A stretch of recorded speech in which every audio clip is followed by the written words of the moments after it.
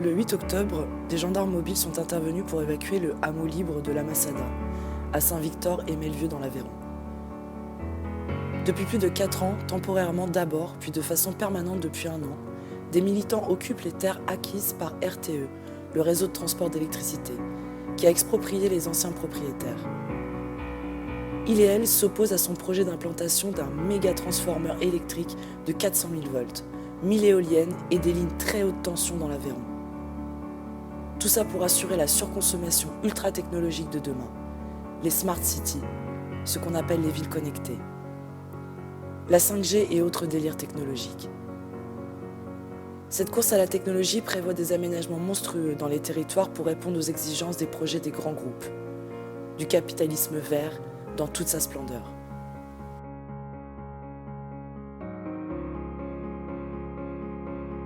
Une publication de la page de la Masada donnait des raisons pour lesquelles il faut défendre cette ZAD. Voici des extraits. Pourquoi défendre la Masada ?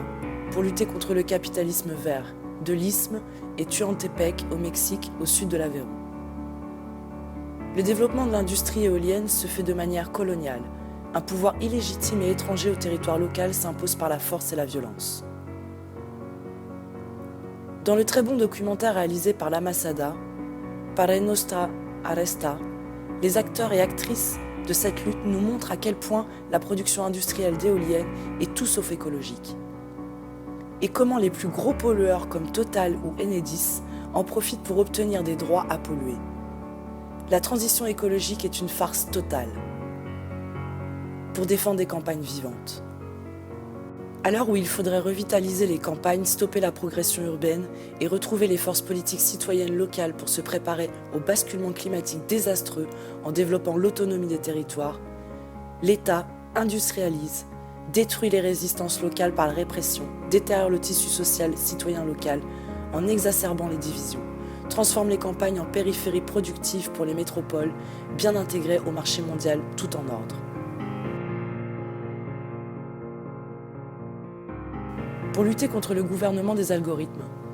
Aujourd'hui, ce principe automatique de prédiction en temps réel des comportements des individus basés sur des données, tels que les smartphones, les objets connectés, Internet, etc., est au service de ces lots, qui rêvent de pouvoir connaître le moindre de nos faits et gestes, émotions, opinions, pour nous gouverner de manière optimale. Ce gouvernement des algorithmes, au cœur de la 4e révolution industrielle, est déjà à l'œuvre dans plusieurs villes françaises, sous forme sécuritaire. La ville sûre, ou la gouvernance par les algorithmes. Les fermes éoliennes ou solaires ont pour but de fournir de l'électricité à ces nouvelles technologies destinées à rendre lisibles par le gouvernement et les entreprises des détails de nos vies encore inaccessibles. Le développement des objets connectés, la domotique, les voitures électriques, les véhicules autonomes, les compteurs Linky, la 5G, les smartphones, sont autant de capteurs produisant de l'information qui sera traitée par la IA afin de pouvoir prédire statistiquement l'avenir. La transition énergétique, qui n'est qu'une délocalisation de l'usage de l'énergie fossile, n'a pas pour but de réduire les quantités d'énergie astronomiques que notre mode de vie nécessite, mais d'adapter la production électrique à ce monde hyper connecté et très énergivore qui vient. Les entreprises et les gouvernements savent très bien que le monde du futur sera très instable, et pour maintenir leur pouvoir, il leur est indispensable de créer ces nouvelles infrastructures automatisées, échappant ainsi à tout danger de grève par exemple. Ces extraits montrent l'engagement anti-industriel et écologique radical de la ZAD.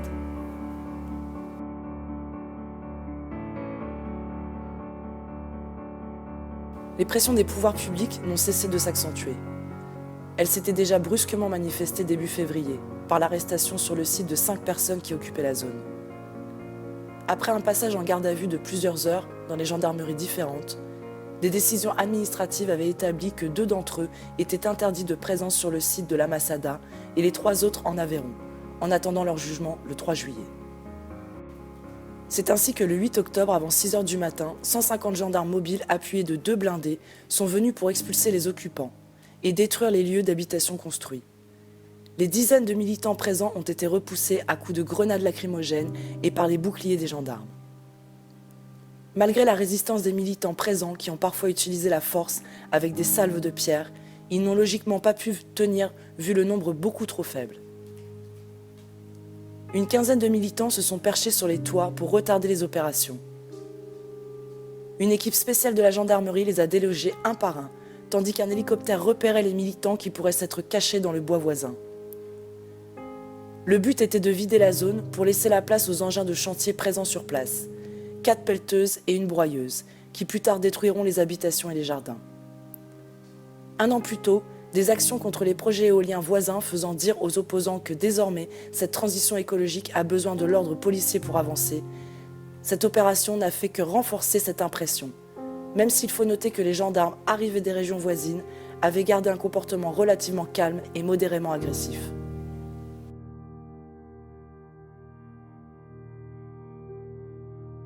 Maintenant que les habitations sont détruites, le chantier, déjà retardé de 2 ans, pourrait bientôt commencer.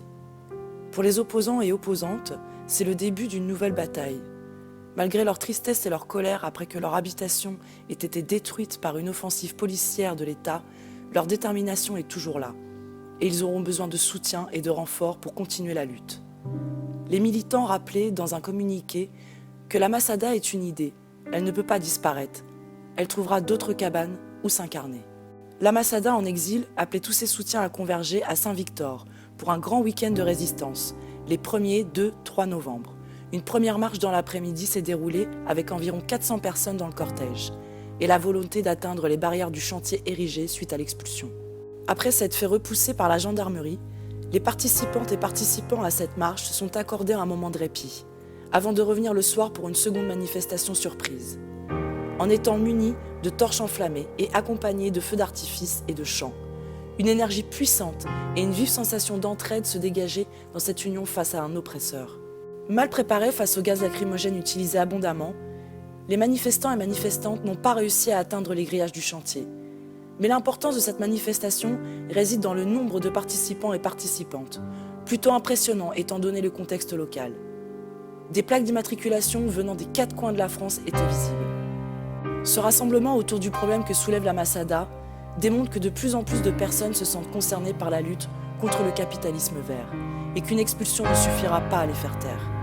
Le week-end de résistance désormais passé, les militants et militantes de la Masada parlent d'une semaine d'action décentralisée du 13 au 18 janvier, étant donné que RTE a des bureaux et infrastructures un peu partout pour leur montrer qu'ils et elles ne veulent pas de cette transition énergétique au service du capitalisme. À la Masada, comme à Bure, Bretignolles ou encore Notre-Dame-des-Landes, des défenseurs et défenseuses du vivant se mobilisent pour entraver l'avancée destructrice de la civilisation industrielle.